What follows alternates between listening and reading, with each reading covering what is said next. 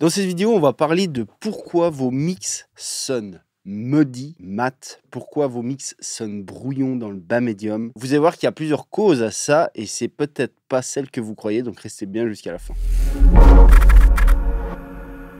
Avant que je vous dise exactement comment ne plus faire des mix qui sonnent muddy et comment obtenir cette clarté, sachez que si vous voulez vous abonner à ma mailing list qui est 100% gratuite, vous recevrez des mails quasi quotidiens de tips and tricks. Vous allez apprendre plein de choses. C'est une valeur que je délivre que dans ce mail. C'est 100% gratuit et en prime, vous recevrez 300 presets sérum haut de gamme ainsi qu'une formation 100% gratuite. Si ça vous intéresse, vous cliquez sur le lien en dessous dans la description. Alors, sonner muddy, déjà définissons ce que ça veut dire. Sonner muddy, on pourrait dire boueux, on pourrait dire comme ça, enfin voilà, il y a plein de termes, il y a plein d'adjectifs pour nommer ça, mais en gros c'est relié au bas médium, c'est-à-dire que les bas médiums, c'est une zone quand on mixe qui est finalement assez difficile à gérer. Vous allez très vite comprendre pourquoi, donc on va tout de suite l'expliquer. La première raison, c'est tout simplement que en fait il y a beaucoup de choses qui vivent là naturellement. Si on prend des éléments classiques dans un mix, si on parle de musique classique, par exemple guitare, basse, synthé, piano, voix, etc. Tous ces éléments, en réalité, si on regarde bien, vont vivre beaucoup essentiellement dans les bas médiums, vont avoir leur fondamental,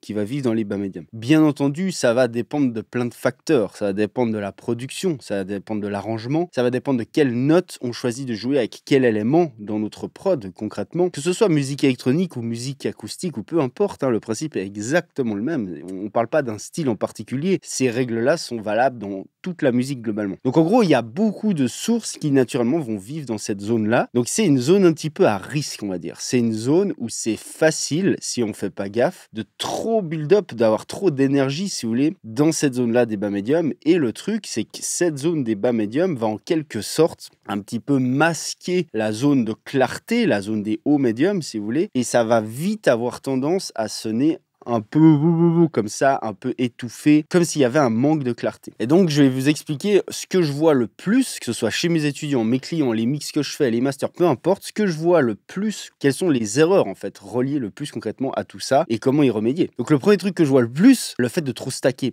Ça, c'est une erreur classique, en fait, qui est reliée à trop de trucs dans l'audio et c'est vraiment toujours un truc récurrent qui revient. C'est le fait d'avoir trop d'éléments, d'avoir trop de synthé, trop de layers, trop de ci, trop de ça qui font que, au final, on a beaucoup trop d'énergie qui se stack dans ces bas médiums. Comment remédier à ça? C'est simple. Essayez de vous dire quand vous produisez, peu importe le style, encore une fois, que ce soit la musique électronique ou la musique acoustique, c'est le même délire. Essayez d'épurer votre arrangement au maximum et essayez de garder ce qui est le plus important. Et essayez d'épurer. Vous allez voir que souvent, vous pouvez enlever des choses facilement et ça va faire que aider la prod, le mix, à obtenir plus de clarté et avoir moins de choses qui se stackent dans les bas médiums. Une autre chose avec laquelle vous pouvez bien entendu jouer, c'est l'arrangement, c'est-à-dire l'arrangement de choisir qu'est-ce qui joue quand et avec quelle note. Si vous avez deux éléments qui jouent exactement les mêmes notes sur la même octave, bien entendu que les deux vont se stacker, ça va être beaucoup plus compliqué à créer de la séparation de ces deux éléments-là, si c'est ce qu'on veut, si c'est ce que vous voulez dans votre mix, que si, par exemple, vous faites jouer ces deux éléments-là, certes en même temps, mais ils jouent peut-être pas les mêmes notes en même temps. Vous voyez ce que je dis? Ils jouent un petit peu en quinconce, comme ça. Ils s'emboîtent les uns les autres, en termes de notes, vous voyez ce que je veux dire? Et de ce fait, c'est beaucoup plus simple à gérer et ça respire. Il y a plein de petits tips et tricks comme ça, en fait, que vous pouvez faire dès le début, que ce soit à la prod, au sound design, à l'arrangement, et aussi dans les choix artistiques, tout simplement, qui peuvent d'office, en fait, balayer certains potentiels problèmes à ce niveau-là et d'office vous faciliter la vie derrière dans les étapes de mix, etc. Maintenant, on est bien d'accord que ça, c'est un conseil un petit peu général qui est tout à fait valable, mais qui en pratique n'est pas toujours recevable dans le sens où on sait tous très bien, des fois, on stack certains trucs, certains éléments jouent en même temps, ça amène un truc artistiquement. C'est pas ouf en termes techniques parce que derrière, justement, ça crée un petit surplus de bas mids et il va falloir gérer ça d'une manière ou d'une autre. Mais on sait tous très bien que ça arrive et ça vous arrivera et c'est complètement fine en vrai. Donc dans ce cas-là, il va falloir commencer, c'est là où rentre un petit peu en compte les skills de mixage. Il va falloir en gros définir une sorte de hiérarchie par rapport à cette zone-là. Je parle vraiment uniquement là dans ce cas précis dans cette vidéo de cette zone des bas médiums. Il va falloir créer une sorte de hiérarchie. On prend un exemple simple, on a trois éléments qui se fight un petit peu dans cette région, qui jouent un peu en même temps. On va se dire tout simplement, ok, je décide d'en mettre en tout cas dans certaines parties du morceau parce que ce dont je parle là peut aussi bien sûr varier dans un mix. Il peut y avoir une phase où c'est un élément qui a la priorité, la phase d'après où c'est l'autre élément élément qui reprend la priorité, etc. On est bien d'accord, hein, rien n'est obligé de rester fixe. Mais dans le principe, le but, ça va être de se dire, ok, on va créer un plan, une hiérarchie en se disant, il y a un des 3 éléments qui potentiellement va être un peu plus riche en bas médium que les autres, et du coup, on va faire en sorte que ça se mélange comme ça, et les autres, on va devoir un petit peu gérer leur équilibre en bas médium. Ce qu'il faut tenir compte, en réalité, c'est que les sources, les éléments en solo, on s'en branle, vraiment. Ça n'a aucune importance de comment sonne une source en solo. Ce qui compte, c'est la totalité du mix, c'est le résultat final. Donc si on reprend cet exemple des 3 éléments, les 3 sont assez riches en bas médium, ce qui compte c'est pas un élément comment il sonne en solo, ce qui compte c'est les 3 ensemble, l'addition des 3, la sommation des 3, comment est-ce que ça sonne au sein du mix. Donc si dans ce cas précis, l'association des 3 fait que, en vrai, ça fait trop de bas médium dans notre mix. Globalement, la sommation de tout ça fait qu'on a trop de bas médium. Et il va falloir choisir où est-ce qu'on enlève du bas médium. Parce que concrètement, on va devoir d'une manière ou d'une autre en enlever. Pour faire simple, il n'y a pas 14 000 solutions. C'est soit on peut en enlever un peu partout globalement et on garde un truc. Mais là, dans ce cas-là, il risque d'y avoir des problèmes de clarté quand même et de séparation si c'est ce qu'on veut au sein du mix. Soit on peut se dire, ok, je donne la priorité à un des 3 éléments, je le laisse assez riche en bas médium et je vais plutôt enlever sur les autres. Et ce qui compte de nouveau, c'est la totalité, c'est comment ça sonne dans l'ensemble. Bien entendu, après, il y a d'autres techniques qui sont en fait des techniques de séparation pour créer de la séparation dans un mix, qui peuvent être par exemple le panning, qui peuvent être par exemple la stéréo versus mono, en fait de créer des contrastes d'une manière ou d'une autre. Il peut y avoir aussi une des 3 sources, peut-être qu'on va assez agressivement cutter dans les bas, voire même enlever un petit peu de sa fondamentale. Il y a plein de choses qu'on peut faire. Ou on pourrait aussi voir le truc comme faire un groupe de ces 3 éléments et ensuite amener un traitement sur l'ensemble de cette zone des bas médiums, comme de la compression, etc., pour gérer et maîtriser cette zone. Ce que je veux dire par là, c'est que dans tous les cas, vous allez devoir être conscient de cette zone. Ça va commencer par une première étape qui est de réaliser, si vous voulez, ok, j'ai des éléments qui sont riches en bas médium. Tout ça fait que ça se stack et que dans l'ensemble, c'est too much, j'en ai trop. Donc maintenant, comment je peux gérer ça? À quel élément je donne la priorité? Et en fonction, je fais des process, des traitements. Pour tous ceux qui souhaiteraient réellement se former en profondeur sur le mixage, j'ai une formation qui s'appelle Mixage Ultimate qui vous permettra d'apprendre une réelle méthode sur laquelle vous appuyez pour monter et créer n'importe quel mix dans n'importe quel style de musique. C'est une méthode que perso j'utilise au studio quotidiennement pour faire des mixages de manière rapide mais aussi très efficace, parce que concrètement le plus on fait un mixage rapidement, le plus on garde la big picture et le plus on est efficace et on prend des bonnes décisions, parce que finalement mixer en réalité c'est prendre une suite de décisions les unes derrière les autres pour arriver à un résultat final. Si vraiment vous voulez vous former là-dessus de manière approfondie, je vous mets tous les liens dans la description. En ce moment il y a une offre sur la formation, ça va pas durer. Si vous voulez vous former dès maintenant, allez cliquer sur le lien, allez checker le programme. Ne serait-ce que rien que pour ça, vous allez apprendre des choses quant à quoi apprendre et comment l'apprendre. Si tout ça, ça vous intéresse, je vous mets tous les liens en dessous.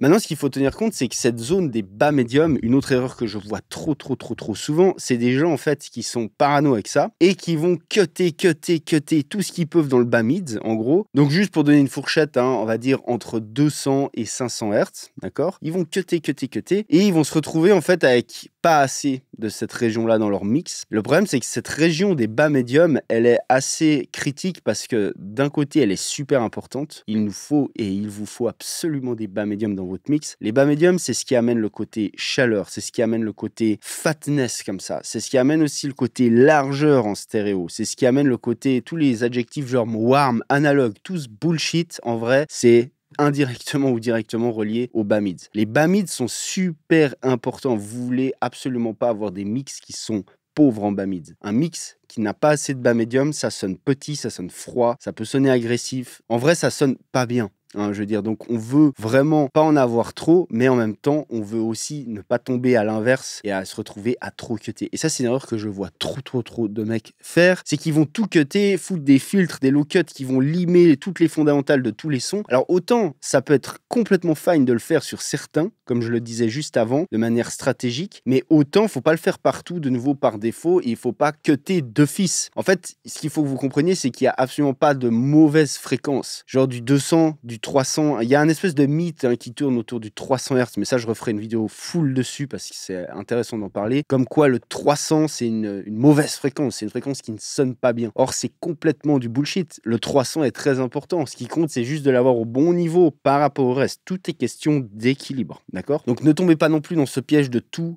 cutter trop, il vous faut des bas médiums. Simplement, la clé, c'est d'avoir des bas médiums qui soient équilibrés par rapport aux basses et aux subs avant et par rapport aux médiums. Il y a aussi une notion qu'il faut bien comprendre, c'est qu'il y a une forme de yin et de yang en termes de répartition fréquentielle entre les bas mids et les hauts mids. Pour faire simple, si vous enlevez des bas mids, c'est un petit peu comme si vous rajoutiez des hauts mids. Okay, si vous enlevez trop de bas mids dans une source, ça va sonner un peu agressif parce que du coup, les hauts mids vont en quelque sorte ressortir. Vous voyez ce que je veux dire? Il y a vraiment ce côté yin et yang entre les bas mids et les hauts mids. Il faut vraiment tenir compte de ça. Ce qu'on veut, c'est un équilibre entre les deux. D'accord? Et à nouveau, on veut aussi un équilibre entre les basses, les subs et les bas mids. Donc c'est vraiment un équilibre global qui va faire que ça sonne bien de nouveau dans le mixage. Bon, c'est pas nouveau, je l'ai déjà répété et répété dans plein de vidéos. Mais voilà, pour les bas médiums, faites attention de ne pas rentrer dans ce piège de trop cutter. Un autre gros trick que je peux vous donner pour bien gérer cette zone des bas mids, c'est de bien répartir en termes de stéréo vs mono. Qu'est-ce que je veux dire par là? Je m'explique. Vous voulez potentiellement pas trop surcharger votre M, ce qui est centré au milieu, en bas mids. Donc généralement, moi, ce que j'aime bien faire, le trick que j'aime bien faire, c'est voilà, d'équilibrer mon M à ce niveau-là en bas médium. Et ensuite, il va y avoir plein d'éléments qui potentiellement vont être stéréo et qui vont contenir beaucoup de bas médium. Par exemple, les synthés, les pianos, pas mal de vocales, genre les bacs vocales, etc.,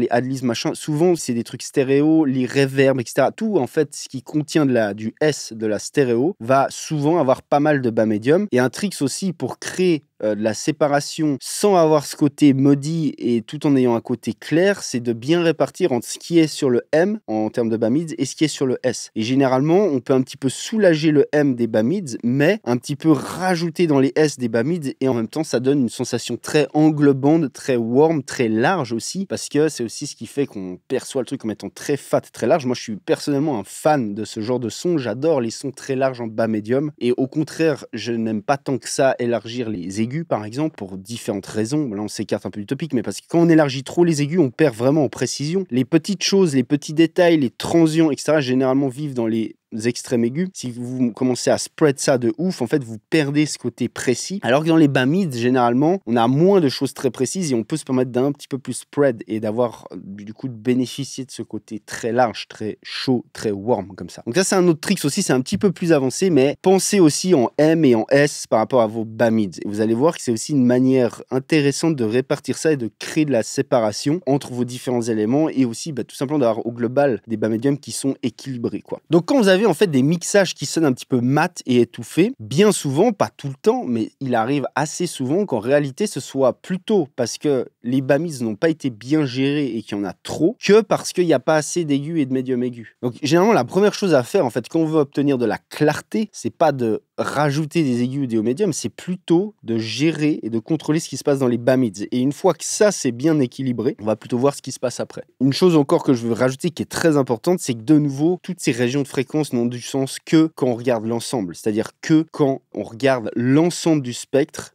Qu'est-ce qui fait qu'on a quelque chose qui sonne très bright et sans que ça devienne agressif, par exemple, c'est qu'on a quelque chose qui contrebalance dans les bas mids et dans les basses. Vous voyez ce que je veux dire? Tout est une question d'équilibre. Et quand on perçoit quelque chose, quand on perçoit du son, quel qu'il soit, on a besoin d'un équilibre. C'est ce qui fait qu'on peut jouer avec ces différentes zones de fréquence. Donc encore une fois, il faut toujours considérer les choses dans son ensemble. On veut voir la big picture et on ne veut pas trop voir ce qui se passe en solo en étant zoomé dedans parce que sincèrement, ça n'a pas d'importance. Ce qui compte de nouveau, c'est le résultat final. Donc ce que je veux dire par là, c'est que quand vous réglez, vous dosez vos niveaux de bas mids, quels qu'ils soient, peu importe la manière dont vous le faites, c'est toujours en fonction des autres zones de fréquence aussi. On est bien d'accord que c'est un équilibre à obtenir. Si vous voulez d'autres vidéos plus deep sur le sujet, vous pouvez me lâcher un max de commentaires. Avec plaisir, je vous fais ça. J'espère que cette vidéo va vraiment vous aider à y voir un petit peu plus clair sur quoi vous concentrer si vous voulez vraiment gérer cette zone des bas médiums. Si vous voulez d'autres vidéos de ce genre-là, je vous propose cette playlist. Les gens, c'était Igor Schwitz. Sur cette vidéo, je vous dis à plus. Ciao.